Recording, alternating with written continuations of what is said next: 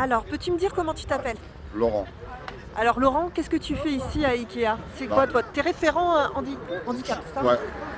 En fait, je suis référent, je suis reconnu travailleur handicapé et je suis référent handicap chez Ikea. Et donc toi, pourquoi tu es devenu référent handicap? Ça vient de ton histoire personnelle? En fait, il y a eu un vote qui a été fait et comme moi j'ai été opéré 2 fois du dos, ils savaient de quoi je parlais en étant référent handicap. En fait, il y a eu plusieurs demandes, il y a eu des personnes qui se sont présentées, mais moi en savant de quoi je parlais, ils ont voté, tout le CE a voté pour moi en fait. Parce qu'ils savaient de quoi je parlais. Ouais. Et toi donc tu t'es bousillé le dos alors? Moi je me suis bousillé le dos en travaillant pas chez Ikea mais dans une autre entreprise. Ouais, parce que tu étais donc depuis toujours cariste. Voilà, exact. Et c'était quoi ton métier? C'était quoi ton rythme de travail? En fait, je faisais du C3 chargement, je tournais à une moyenne de 12 à 15 camions par jour. 12 à 15 camions? Ouais, jour. Jour? Ouais. Pour les gens qui ne sont pas caristes, comment est-ce qu'ils peuvent se rendre compte de ce que c'est que 12 à 15 camions? Ils peuvent pas se rendre compte en fait. Parce qu'ils savent pas le métrage du plancher. Déjà, il faut connaître le métrage du plancher d'un camion. Parce que vous avez des métrages de plancher qui font entre 12 et 15 mètres de plancher. Donc ils peuvent pas, quelqu'un qui fait pas de chargement, il peut pas se rendre compte, un manutentionnaire peut pas se rendre compte de ce que c'est qu'un chargement. Et les caristes, on sait, leur salaire c'est quoi à peu près? Ça dépend le taux horaire de l'entreprise en fait. Ouais, ici en général, un cariste il espère quoi? Il espère, je sais pas, 1800, 2000 euros, 2500? Alors, on va dire plus dans les 1800 que 2000 euros ouais. Ici. Ouais. Et en général, ça dure combien de temps un cariste en bonne santé? Tout dépend comment on travaille le cariste, c'est toujours pareil. Tout dépend comment le travail qu'il fait.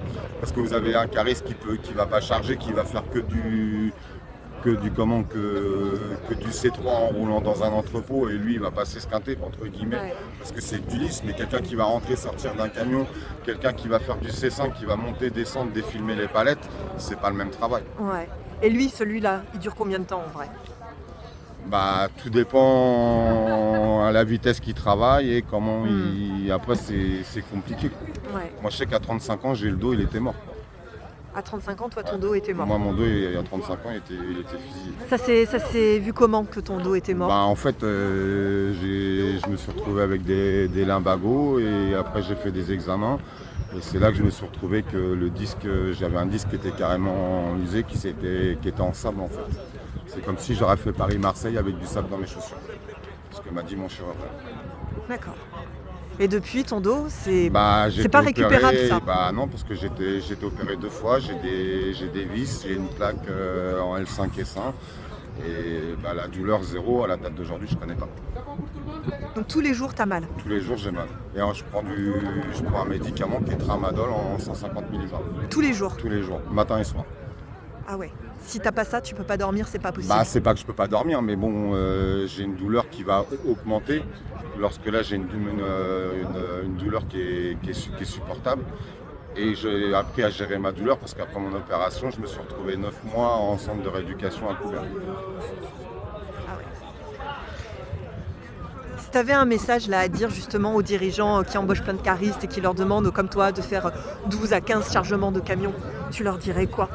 Et qui veulent pas vous augmenter Qu'ils ne le fassent pas en fait. Qu'ils travaillent à leur rythme et qu'ils n'arrivent pas à s'esquinter pour un travail en fait. Parce que le patron derrière il sera jamais reconnaissant. Toi t'as jamais eu de reconnaissance?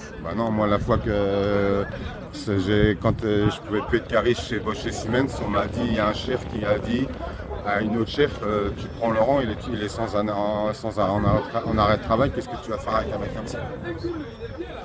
Donc aucune reconnaissance. Et même on t'a presque poussé à la porte quoi. Voilà.